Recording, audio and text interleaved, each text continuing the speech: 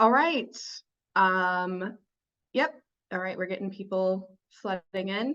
Hello, everyone. My name is Caitlin Pitcher. I am the academic graduate committee member at SPSSI. And today we're going to be doing a book talk and a webinar talking about the recently published book, Navigating Your PhD, Challenges and Strategies for Thriving. We have four wonderful authors who are part of this book, Dr. Asia Eaton, Kate Long, Randy Spiker, and Dr. Jonathan Spikes. So I'm going to give a brief introduction for all of them, and then we're going to move into questions. So we have a couple prepared for our speakers today, but if you are here as an audience member, you can also provide questions in the Q&A feature, and we would love to hear from you. So let's go ahead and get started with our introductions. And everyone can hear me okay? Thumbs up. Wonderful.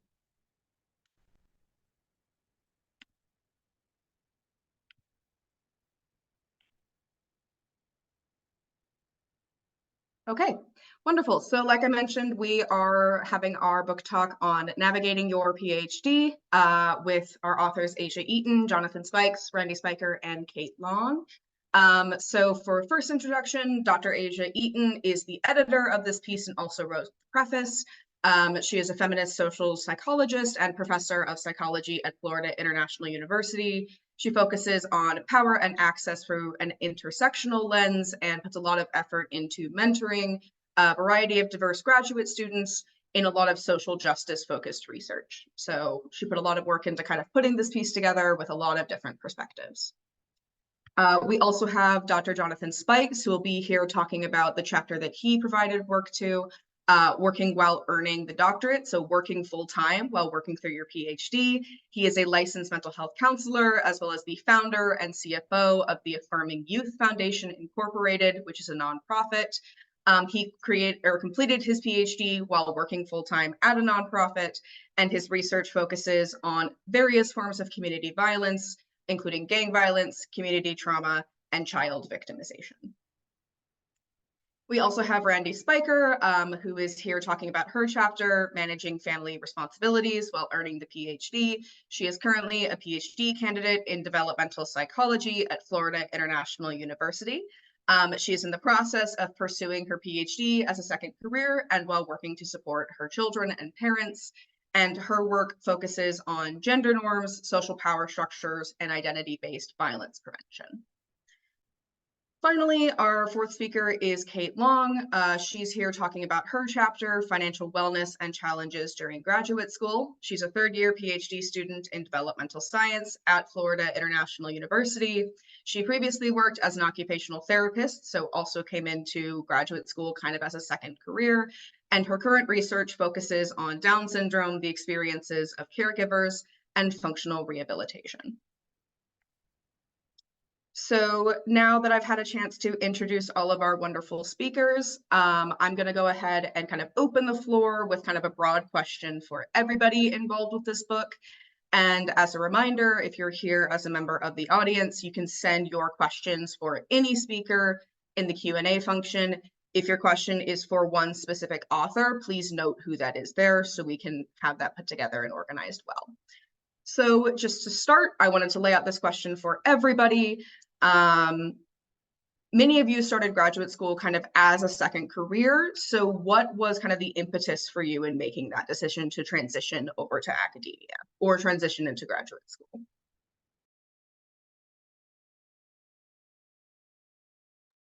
I can go ahead and jump in first. I had been in the business world for a couple of decades, and I had found that while I liked what I did and I was good at what I did, it wasn't personally fulfilling. And what I really wanted to do was something that would help women and children who had experienced violence. And so I decided to go back and see what it was I could do. And I found out I could do a lot of things. So that was my personal motivation.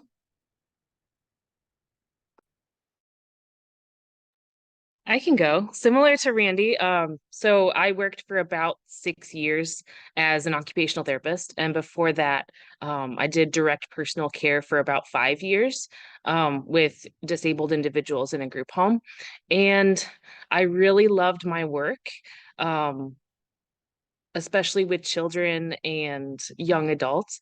But one of the things that I guess you'll soon learn about occupational therapy is that the evidence base for what we do isn't strong.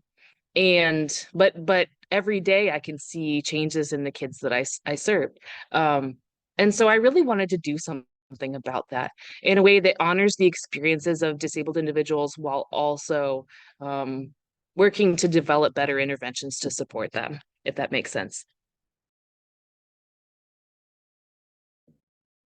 I guess I can go. I was inspired because where I work currently is the same community in which I grew up in, and to be doing this work in the nonprofit sector, especially dealing with violence, community violence, exposure to community violence. I knew I just had a bachelor's in business, and I knew there was a whole lot more that was going on that I couldn't fully comprehend and understand. And so I knew it was important and imperative that I seek higher education in order to get a more of an understanding of what I was seeing and within the agency that I was working, so that I could be more beneficial or have a skill set to address a lot of these problems that was occurring within community. So that was my inspiration.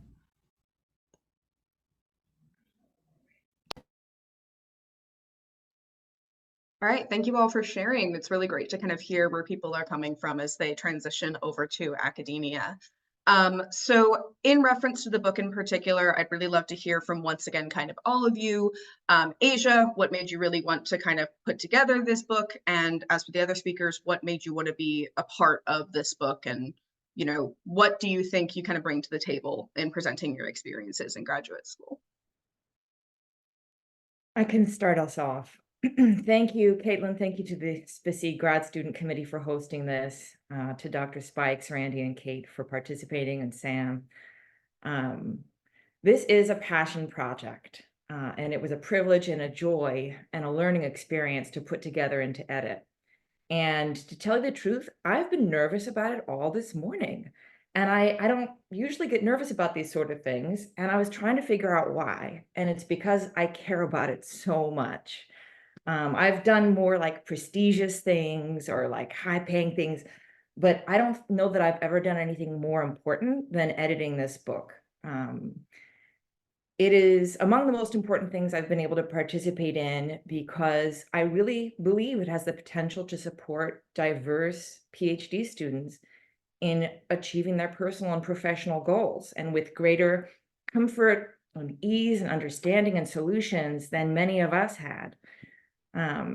It's also so important to me because it represents really intimate and thoughtful work by the authors. You know, we have chapters on things like academic bullying, chapters that deal with mental illness, neurodivergence, and then of course the ones that we have authors representing today on finances, family, and work. And I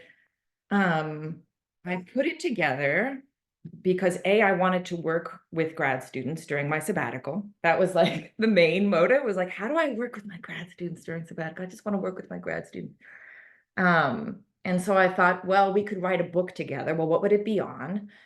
And there is, in my estimation, a real gap in the existing literature on navigating the PhD. A lot of what's published talks about academic milestones like the dissertation and getting a job, but it doesn't deal with what I think are the really thorny issues of grad school. And that's stuff at the work-home life interface. A lot of the existing books were also written by like one author who has one lived experience, and often went to grad school a long time ago, right? And I knew I wasn't going to write this book. It needed to have the diverse voices in it, and voices of students who faced diverse challenges and had diverse strengths. So I saw the gap. I wanted to work with my students. I had sabbatical, and we all brainstormed and put it together.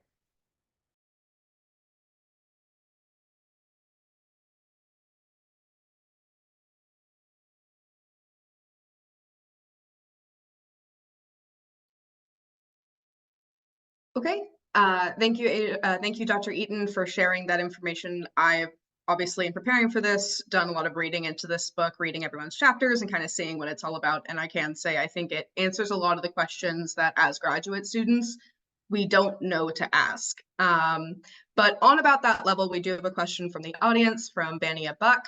So this is kind of for everybody if you'd like to contribute to it.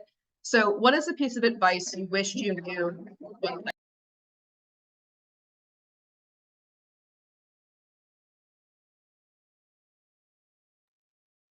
I'm at my parents' house in Texas and there are dogs.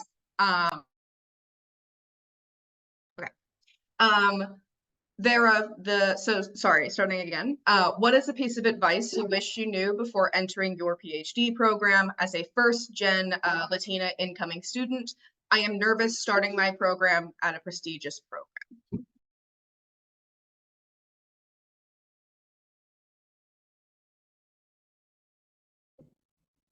I would like to take a stab at it because I too am a first generation college student, the first one in my family on both sides, actually. Thankfully, my cousin Terrace just graduated with his doctorate over the weekend. I was up in Lynchburg, Virginia, at the University of Virginia at Lynchburg to celebrate that momentous occasion. One of the most important things that I had to remind myself of was that it was meant and designed for me to be in that place and in that space. I went to the University of Southern California, and it was quite challenging in the beginning to, number one, know that you belong in that space because of the elitism that comes with certain schools, right?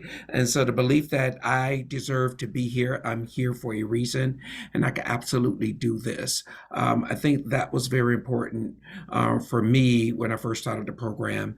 And I had to do a tremendous amount of reading to get accustomed to this new academic rigor that had been by the wayside for quite some time. And so I spent a lot of times week prior to the semester starting with reading a lot of books, reading a lot of journal articles, just reading. And that was to prepare me to get ready for this rigor that was coming. So know that you belong here, no matter where you're the first, which I'm proud to see you being the first, and what else are the other barriers that you're going to break down while on your journey. And so just know that this moment and this time is exactly designed for you to succeed in it. I can add to that. One of the mantras, I guess, that has been really important to me as a graduate student is that, you can gain all of the publications that you could possibly imagine. You can do presentations, you can start projects and do community engaged work. You can do all of these things, but if you do not have your soul, you have nothing. And so really what's been the driving force for me in the PhD program is focusing on what nourishes my soul, what brings me joy and what doesn't. And so that has been really helpful for me when it comes to choosing projects that I want to work on, choosing a line of research for myself, making sure that I'm doing extracurricular activities that match with my values, and choosing friends and people to be close to in graduate school. Some relationships can build you up and some won't. And so just being constantly reminded to choose my soul first has been really important. Yes. The only thing I would add or add detail to that, because I agree completely, is that PhD is amazing and it's going to be hopefully a wonderful experience and you're going to learn so much, and it's not the end of the world and it's not your everything. Find a hobby, find a sport or an activity, the extracurricular, find something that's not related to academia and make friends that are not in the academy. Because it will just be so much, it'll help your mental health and your physical health so much to just not study all the time. Let me add one last thing here. We have several Latina students who contributed to the book. Elsa Bravo, Lulu Gomez, Chantel Martinez, and others. And they have kindly offered to share their email addresses with readers if you want to reach out to any of them. You can find that on our website. Yeah, thank you all. I think that's a wonderful response to that question. There's a lot of stuff that I think that we want folks to know entering the academy, especially folks who are first generation and people of color. But our next question from the audience, we have from Frank Cody. So what are some words of advice for balancing family and a job while also pursuing a PhD as a non-traditional student returning to school after a period of time? So I think kind of all of you have something to bring up here when talking about coming in as a non-traditional student and or being a parent and or kind of working full time. So if any of you want to jump in there.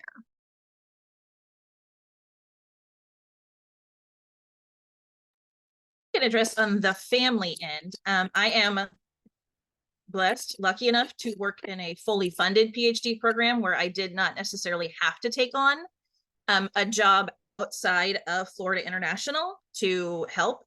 It also helps tremendously that I have a spouse that also works and contributes and older kids who work too, because the financial concerns are very, very real.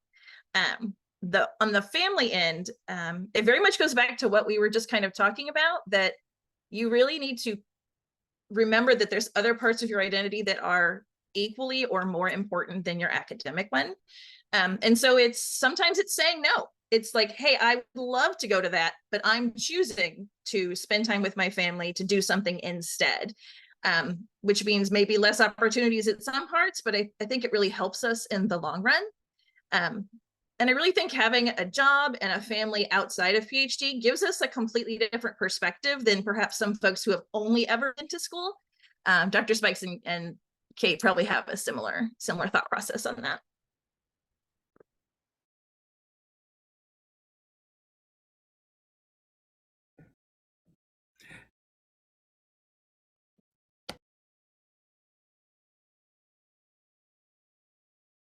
I guess I can add to that a little bit. So I wouldn't necessarily say that I'm balancing family and a job and doing the PhD. I think we have different seasons in our life. And so there are seasons when our academic life is really hectic and I just can't get dinner done and I need my husband to help me. I'm also pregnant. And so that is a season where I actually need a lot more help from other people than I normally would. And so like the pregnancy is looming larger in my life at the moment than a lot of other things. But there might be other seasons where I don't know, my work is looming larger. Technically, I'm not officially working in the PhD program, but my husband and I started an unofficial pet sitting business. And so that's kind of, you know, how we've managed to make things work. But I would say give yourself grace and don't always expect it to be a balance. Think about it in terms of seasons. Oh, and also be patient with yourself. The first few times I had to read a textbook for graduate school, it was a theory textbook, and I made it like maybe 5 pages before actually falling asleep. And so even though, I'm an intelligent person, we all are, academic work is a muscle that you need to keep using. And if you haven't used it in a while, sometimes it takes a little while. And that's totally fine. I'm doing well in my program, like you will too. So hopefully that helps. I would like to add on to the work school balance. The difficult part about me was I am the founder, and at that time I was executive director of the FMU Foundation, and therefore if everything fell on me. The good thing about it is two things happened because I was in charge. It gave me more leeway to do the things I needed to do as far as getting assignments done and having to leave to get assignments done. It did open that up. But I will say also that working was tremendous for me because I was working in the field in which I was studying. And so we would hear these theories and concepts come up. And the great thing about it is I can apply it to my work setting or the things that I was doing within the job. And that's what made it a lot more fun and exciting because light bulb moments were happening. And at the same time, I could teach others some of these new things that I was learning for the program. So I think working can be a good thing if you can work in the field or the area. We don't say field anymore, social work. Work in the area that you are currently employed or desire to be employed in. That was a plus. Yes, thank you all for kind of sharing where you're coming from on that response. So kind of on a similar thread, we have another question from an audience member with children. So in particular, are there any resources that y'all are aware of that are available for PhD students who are parents? Or are there any that y'all have benefited from that you feel like other folks would also really benefit from? I love this question as also a mom of multiple kids. And I had two great co-authors on our chapter on family responsibilities who have little ones who dealt with pregnancy and childbirth and the toddler years while also working on their clinical PhDs. And while I will say that there's not a lot of like large and accepted, like everyone has,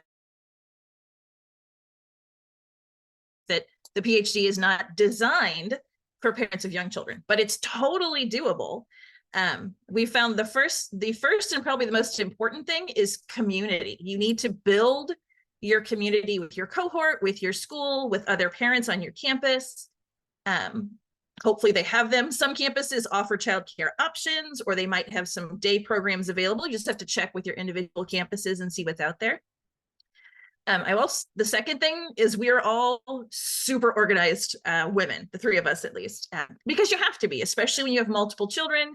You're juggling activities and school visits and doctor's visits. We become very good at organizing ourselves and everyone else around us. And that's going to be a huge, huge advantage as you move into a PhD program and into academia. That ability to organize and focus comes in so handy.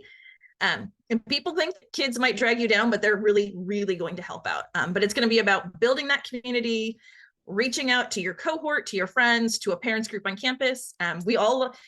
No one ever uses Facebook except moms use Facebook. We're really good at it. And you can join moms groups in your area and find people who can help you, things like childcare or referrals to things. There's lots of great resources out there. You really just have to do kind of the hard work yourself. You have to put a little elbow grease in, but it is absolutely possible.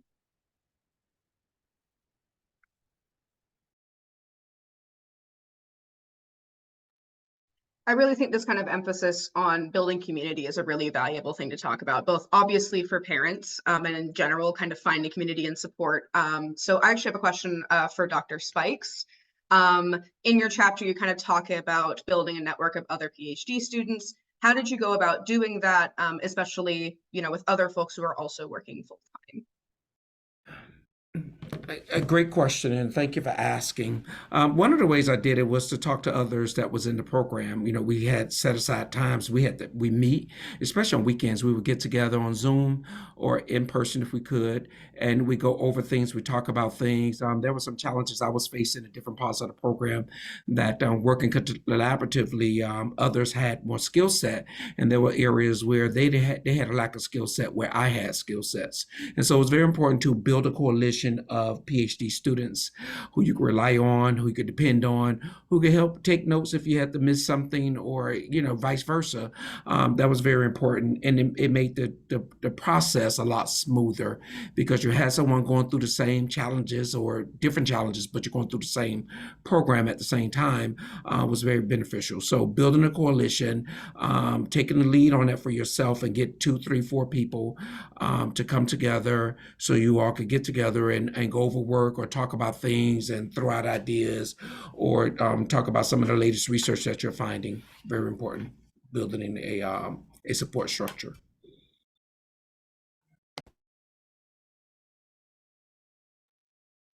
Absolutely. Thank you for that response.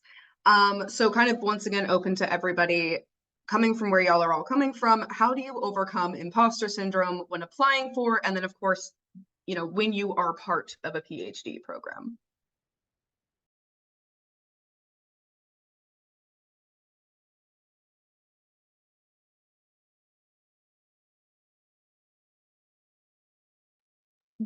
I feel like Dr. Spikes did a good job covering this a couple questions ago.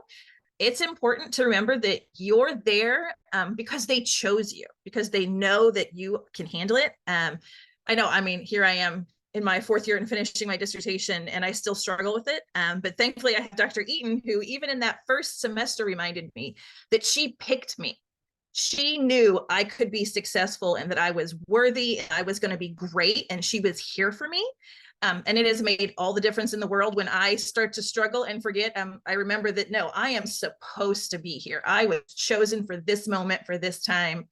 And it has helped tremendously. So if you're there, it's because you belong there. You're supposed to be there, and you just have to keep repeating that to yourself until it starts to sink in.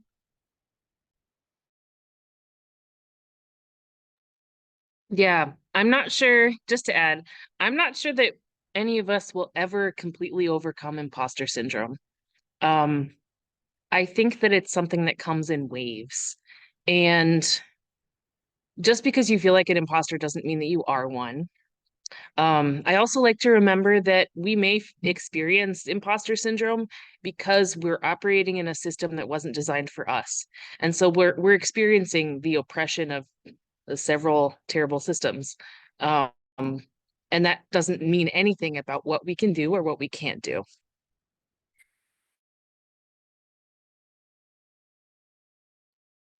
I'll add that Dr. Kevin Coakley has written about imposter syndrome in particular for people of color, and has some really excellent articles on that in Harvard Business Review. And, basically explains that feeling like an imposter in a system that wasn't designed to support you is a feature, not a flaw. And it is definitely present among students who come from marginalized or underrepresented backgrounds, and what we need is to address the environmental stressors that are making us feel like imposters, and address things like racism and discrimination that contribute to feelings of imposter syndrome among minoritized individuals. But I will add that when I was a graduate student, again, this was a while ago, but one of the things I discovered was that all of my fellow graduate students were brilliant and expert in different ways. And so they would raise their hand to answer something in class that I'd never even heard of. They were an expert in. And so because their expertise didn't overlap with mine, I felt like I was missing so much knowledge and information. But we all just brought diverse perspectives and experiences to the table.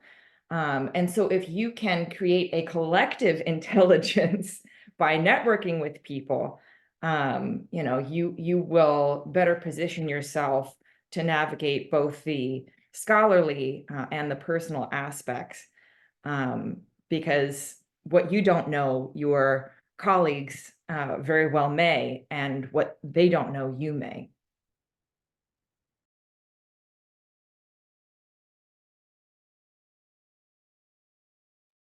Yeah, these are all excellent points. I also, I had a professor reframe the idea of the imposter syndrome in class and kind of laid it out as the imposter phenomena.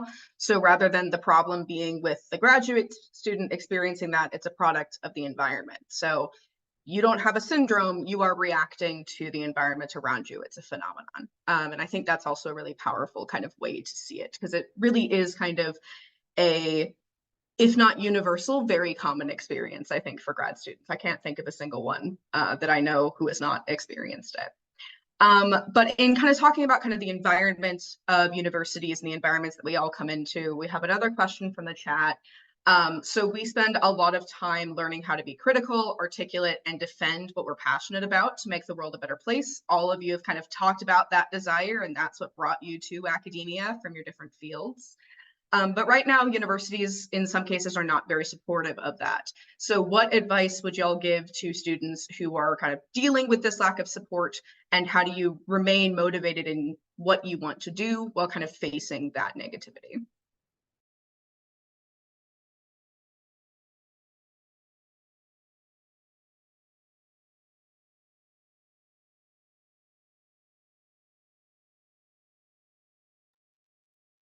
So I realize that I am speaking from a place of some considerable privilege as a white woman. And so this, I know that this will not necessarily apply equitably to everyone who's going through these things. And also being a little older and having a little life experience. I think it's really important to stand in your values and stand in who you are. I know that some folks will tell you to curate your social media, to not be in pictures, to hide things. And I am very much of the opinion that if someone's going to employ me, they need to know who they're employing. That I'm not going to be the person who stands by quietly. Again, I know that I have quite a bit of white privilege as a white woman in America to be able to say things like that. Even for those who don't have it, this is again where I think community comes in and becomes so important. You cannot let your university dictate who you're going to be. It has to come from you. And if that means finding community outside of your university where you can continue to be active, perhaps you don't do those things on your university campus. You're not at a protest on your campus or signing things there, but you can do it somewhere else. So you're still holding on to your values without necessarily creating conflict in your place of work, in your nest. I think that would be probably my thoughts on that. This is, again, community is so important to the PhD process. They try to make it such an individualist experience, but it's not. It's a community experience. I totally agree with you, Randy. One of the things I faced a severe challenge in my program that I felt that I wasn't supported, and that the professor tried to silence me. But being the person that I am and my privilege, although I'm an African American male, I did have privilege of running an organization. I've had the privilege of being connected to others in academia, who I relied upon to help me navigate that situation with that professor, which included writing a letter to the dean, to them reviewing the Zoom call, and to them making changes for that to support me through that process. So building a community outside of academia through my professional networks helped me formulate the right letter, or formulate the right things to say in my letter to the dean that helped me walk through that process, and I came out victorious. And so you're absolutely right, Randy. Building a community is very important, not only with the cohorts or the people you're going to school with, but outside of your professional networks, and even with some of the instructors. Building those type of communities will help you navigate some of these challenges that you will face on your journey.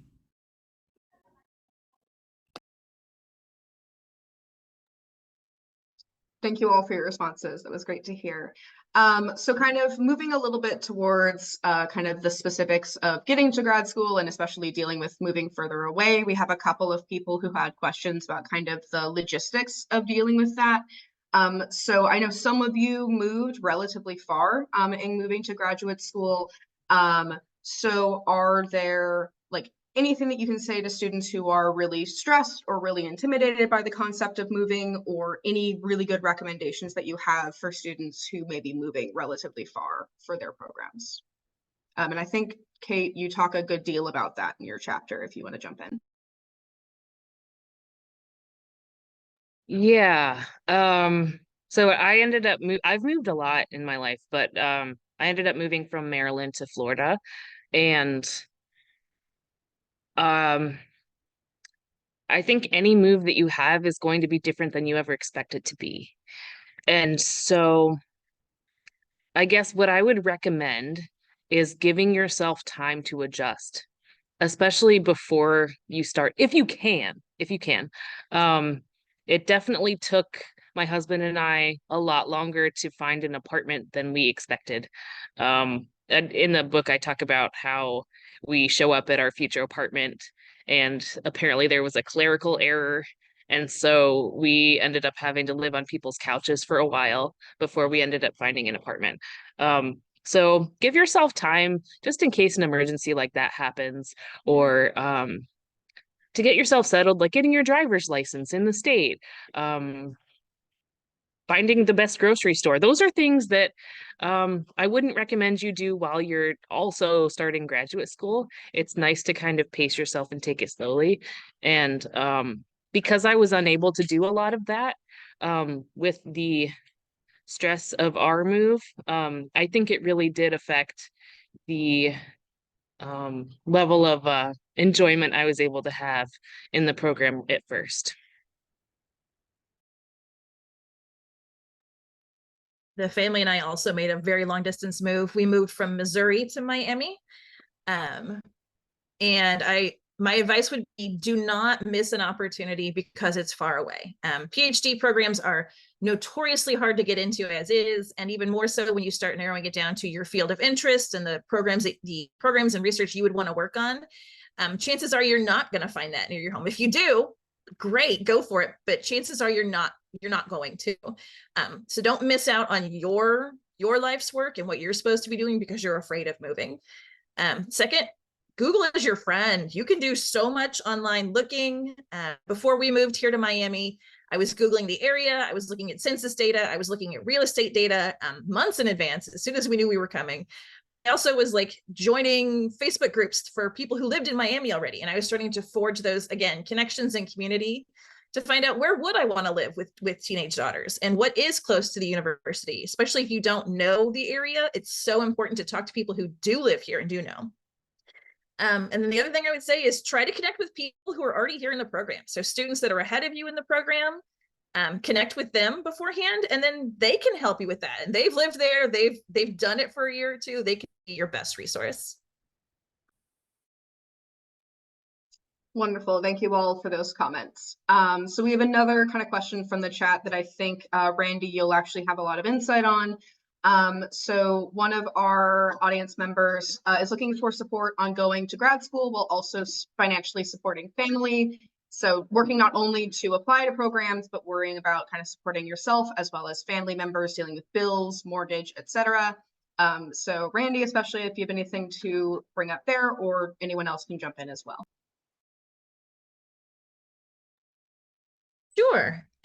It takes a lot of thought. So my husband and I definitely sat down and we looked at what PhD programs offered in stipends and how, like, what we would have to do to make it work. So there was a lot of advanced planning to make that happen. And we had to know, like, kind of in advance, like, what about would we be paying for rent or utilities? What was the grocery bill like? How far was I going to live from campus? So there's a lot of little tiny details that go into making it work before you start. And then it's a matter of, there are times I've taken out some student loans that I will have to pay back. I hate to tell anyone to take out student loans during a PhD because they're funded. If you don't have to, please do not. But there are times when I have, because Miami is very expensive and we have multiple people in our house.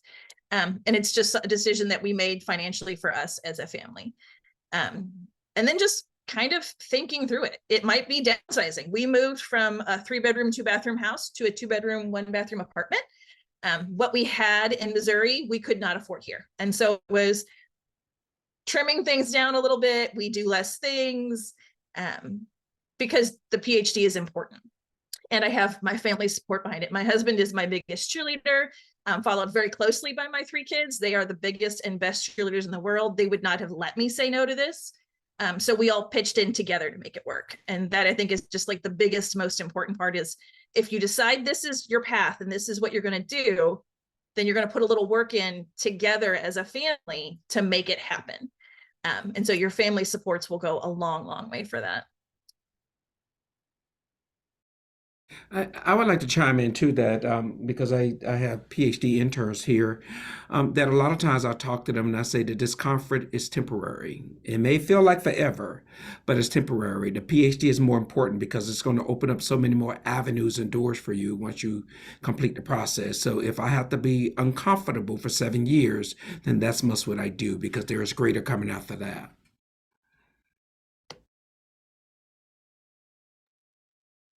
Thank you both for kind of your thoughts on that. So related to kind of financial conversations, do any of y'all have anything that you could bring up in relation to finding scholarships or grants, or in general, kind of seeking out and advocating for your own funding during graduate school? I know this is an issue that a lot of people run into throughout their graduate career.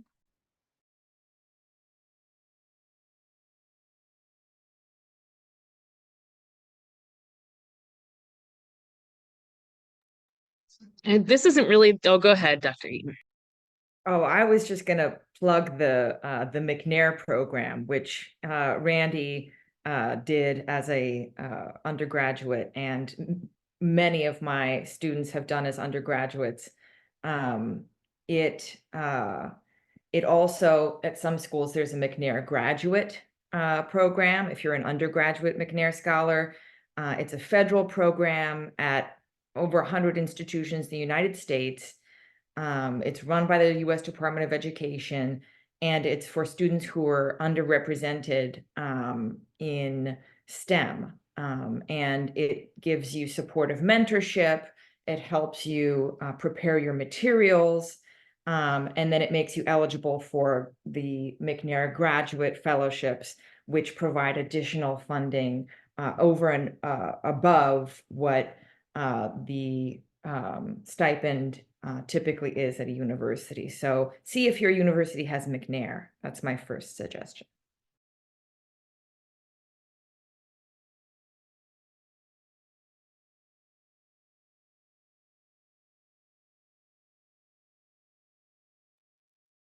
Apply for everything. A very wise woman told me that one time, because you never know how many people are going to be throwing their names into a hat for anything. So it might be a $500 scholarship that covers your books, or it might be a giant, 10 or 15,000 dissertation grant. That helped me tremendously in undergrad. There were 2 outside nonprofit organizations that I just decided I'm going to apply and see what happens. And I ended up getting together about $3,000 just between those 2 community organizations that were focused around women who wanted to go back to school. So they are out there, and there is money out there. And this is where that imposter phenomenon jumps in. Like, we look at an opportunity and we're like, oh, they'll never pick me. Apply anyway. Like, go for it, because you never know when your application is just going to exactly meet the needs of what they want. Or maybe they'll have extra money they want to give away, and they'll pick an extra person, and you get to be the extra person. So try it. The worst thing they can do is say no, but chances are, if you hit enough times, you'll eventually get something that comes in. Again, Google's your friend. I found stuff that was like women going back to school, grants and scholarships. And I had like a page of a dozen different places that did it. Just kind of find what fits your needs, your demographic, and just kind of see what's out there. We spend a lot of time as grad students and PhD students doing a lot of work for ourselves. No one really does a good job of pulling all of that information together in a central location. So we spend a lot of time finding that ourselves, but if you do it, it will definitely be worth it. One last thing, whoever you are looking to have as your advisor at a university will be able to steer you toward university-specific fellowships, grants, and awards that you may be able to apply to and receive at the same time that you're looking for admission. So, make contact with your potential mentors at various universities and ask them, are there fellowships at your university I'm eligible for, especially those that have an enhanced stipend.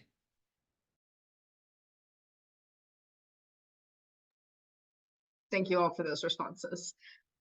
So in relation to kind of mentors and finding advisors, Dr. Spikes, I was particularly interested in how you went about finding a mentor who was supportive of you working full-time in the position that you were in at the time. Well, I had to have several mentors, because I already built connections within the community.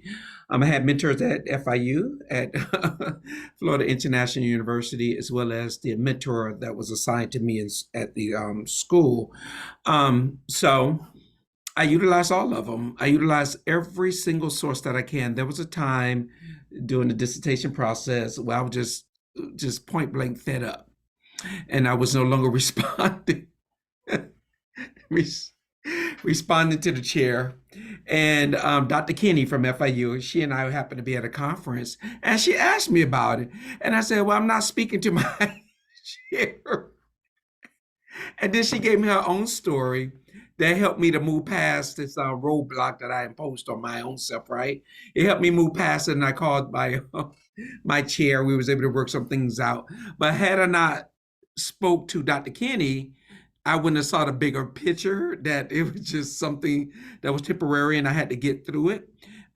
So having those types of people, you need as many people as you can have within your circle that you could call on for different parts of this process that could be beneficial and they could help you. And that is how I got the answers. That is how I moved through some of my challenges. This is how I overcame some of my barriers, because people like Dr. Kinney, Dr. Stevens, even Dr. Eaton, they have experience, they dealt with this a lot, and he was able to lead and guide me on this journey. So yeah, creating a community.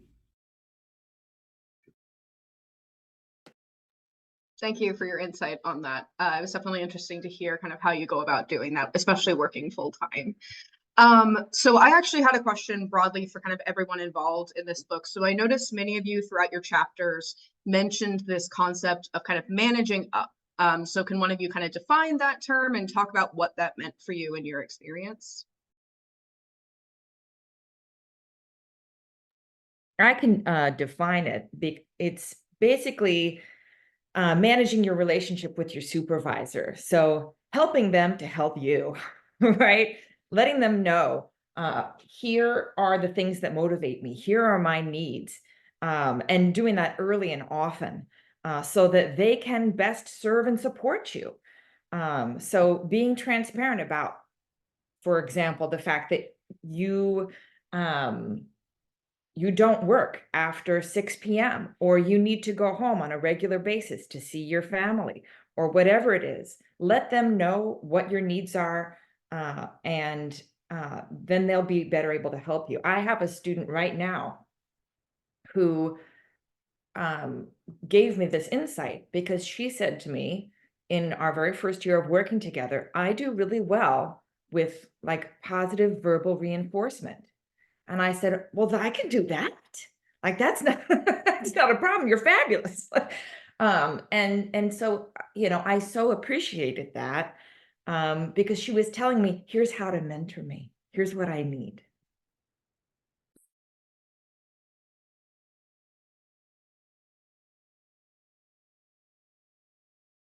I was in school during COVID, and so I had a big managing up event where my mother was diagnosed with COVID. She lives in Georgia. I live in Miami. I'm the baby, so I'm the one that's the most responsible to take care of everything, right? And I had to leave. I thought I was going up to Georgia for a weekend, but it ended up being 6 weeks. Staying in a hotel because every time I thought I was going to come home, we thought she wasn't going to make it, and so there's no sense of going home. I have to turn back around. But thankfully, she made it through. But during that time away from my norm, I was in a hotel, and I let my professors know about it. And it was great to work out a schedule where I could turn in my assignments without disruption. I could study the material. I could read the material. Those were things I negotiated with my professors at the time. Listen, this is what's going on. I'm away from home. I am going to stay in the program. How can we work together so you get what you need, I learn and be able to turn in my assignments, give you what you need. So this is a harmonious situation that we're both working in. It was important to have that communication and to talk about the challenges that I was facing and to be honest with them. And it made it an easy flow, an easy process. I didn't have any problems with any of my professors because they understood what I was going through. And I also understood what was expected of me and deadlines and due dates. And so it worked out well.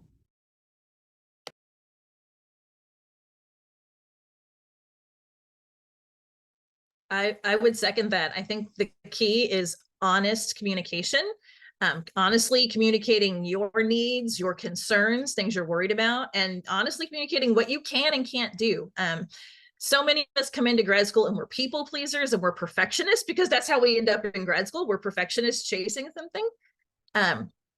And at some point you cannot give 110% to 110% of things. And so you have to be a little picky and choosy and be like, these are the things that right now I can do. And that these are things that I'm going to let go. And you have to honestly communicate that to your mentor, to your lab team, to whoever it is.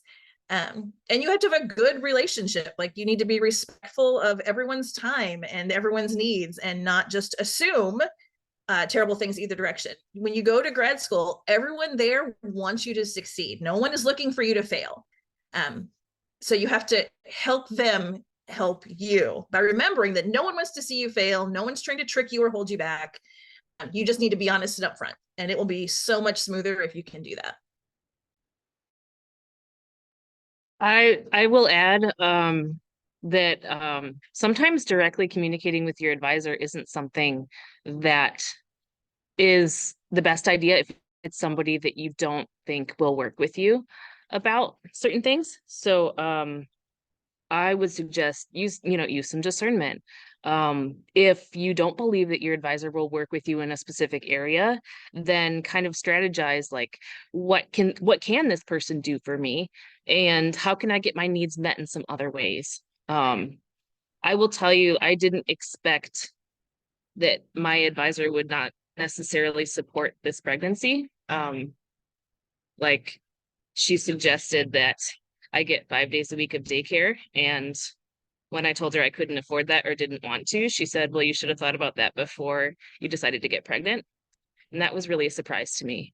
And so part of my way of managing up at the moment is working with the people outside of school. So working with my OB, my husband, my family, making decisions that really empower my soul, back to the soul, nourishing my soul, my body, making the choices that matter the most to me. And then when it comes to my advisor, capitalizing on what she can do for me, even if she's not able to meet the needs that I have in the moment. So hopefully that's helpful. There we go. Yeah, thank you all for kind of chiming in there and providing these very individual experiences and how managing up can be effective and how to do it with discernment. Kate, I really like your emphasis on kind of nourishing the soul and kind of prioritizing yourself sometimes. And along that end, we do have another question from the audience. They're a first-gen Latina student, and they're about to enter a master's program. There's a lot that they want to do and accomplish, and they're really, really motivated, but they have a hard time kind of prioritizing self-care and caring for themselves. So what recommendations do y'all have for kind of taking a step back and prioritizing, nourishing your soul or self-care when you can? I think an important part for a lot of students is to use all of the therapy resources that you have available to you at your campus. And so that might mean individual therapy. Some campuses offer couples therapy for if you have a partner. And so like both of those things are things that my husband and I have done. And they've really helped both of us to nourish our own souls so that we can nourish our soul together as a couple. And so that would be one of the things. The other thing is just being mindful of your body, being mindful of what feels good to you and what doesn't feel good. And being able to have those boundaries so that you can say, you know what, I think this one thing that I'm doing, it might look good on my resume, but it doesn't make me feel good inside. And so I'm not going to do that anymore. That's a really hard lesson to learn, especially since we have so many different people we need to please. We have our advisors, we have other graduate students, other people in our program, we have undergraduates that we're mentoring, we have our families. And so it's easy to get lost in all of the opinions that are surrounding us, but taking time to stop and pay attention is really, really, really important. Yes, have your boundaries and make them firm. I don't work on Friday after 5, or I'm willing to answer questions on Saturday, but Sundays are for family and other commitments. And I don't work on Sundays. So if you email me, you're not going to see me till Monday.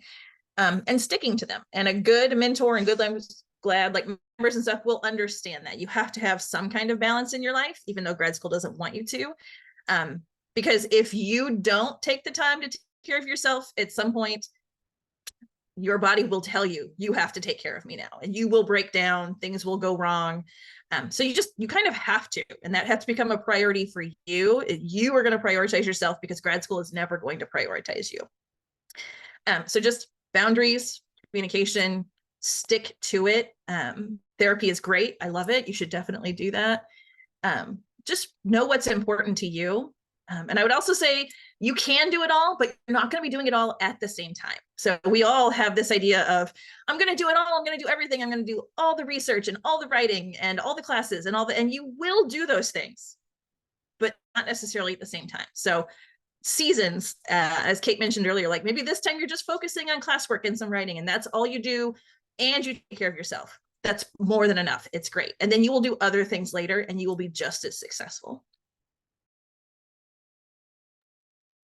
Let me add one last thing, which is take all the help that is around you in your environment. Take it all. Someone says, oh, I can come by and watch your child on a Friday afternoon. Yes, right? Someone at your church says like, oh, we could get together and make a meal on Sunday. Yes, take all the help. You're entitled to it. The free therapy that your university offers, self-help groups, anything that your family offers, like this is the time to lean into all those folks who you have helped in the past, who now want to extend that to you.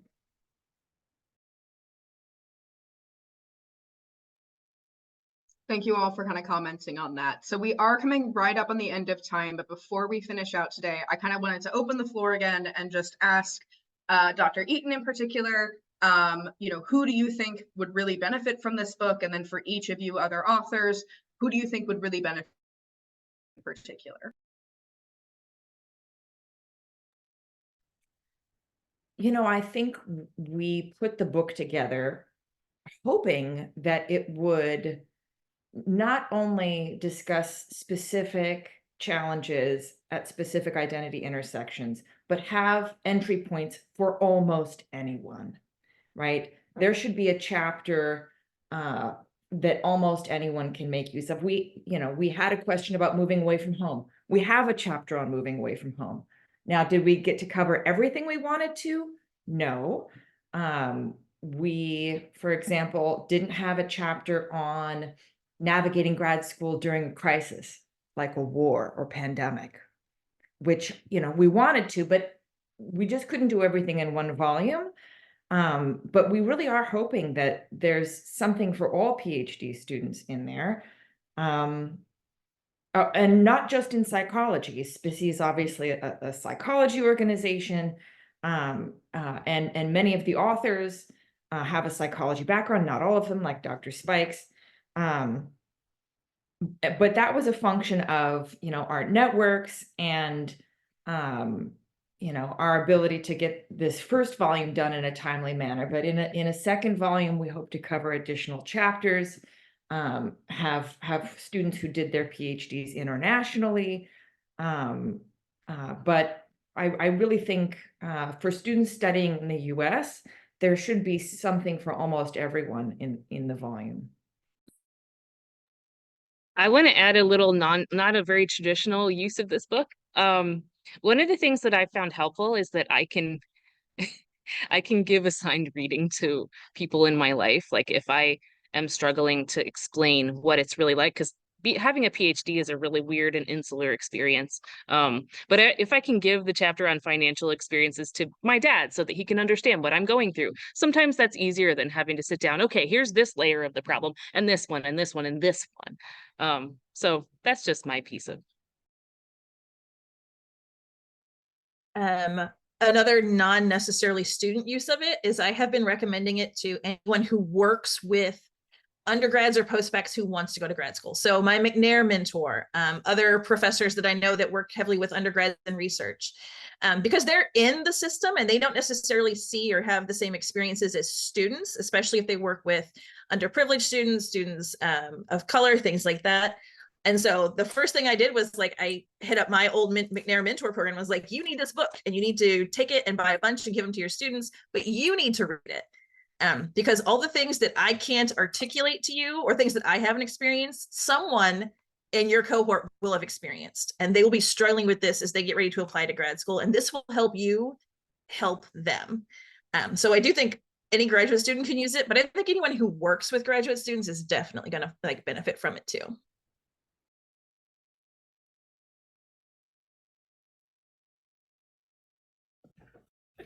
Right. I concur with everything everyone has already said. I do believe the personal experiences that the authors put into these each of these chapters will help others who may be facing some of the same challenges to give you a roadmap or some ideas or some things that you can do to navigate through your process. That is another great thing about the book, the personal sharing of our own experiences and the things that we did to navigate through that. And so I think this book is great for an entire audience, not only those who aspire to be join PhD programs, but those who are just in everyday life, because they are great examples of us overcoming the different challenges that happen. Absolutely. As I mentioned before, obviously I've read some of the book in preparation for this, and as even a late, like a fifth year graduate student, there was a lot that I kind of got out of reading this, both on, strong recommendations, as well as just kind of realizing the different positions that people are coming from when they enter graduate school. It's a great kind of empathizing experience as well, of realizing kind of that huge diversity of experience. So we are now at time. Thank you so much for coming to all of our speakers, Dr. Eaton, Dr. Spikes, Randy Spiker, and Kate Long. We really appreciate you coming. And once again, for the audience, the book that we're talking about today is Navigating Your PhD.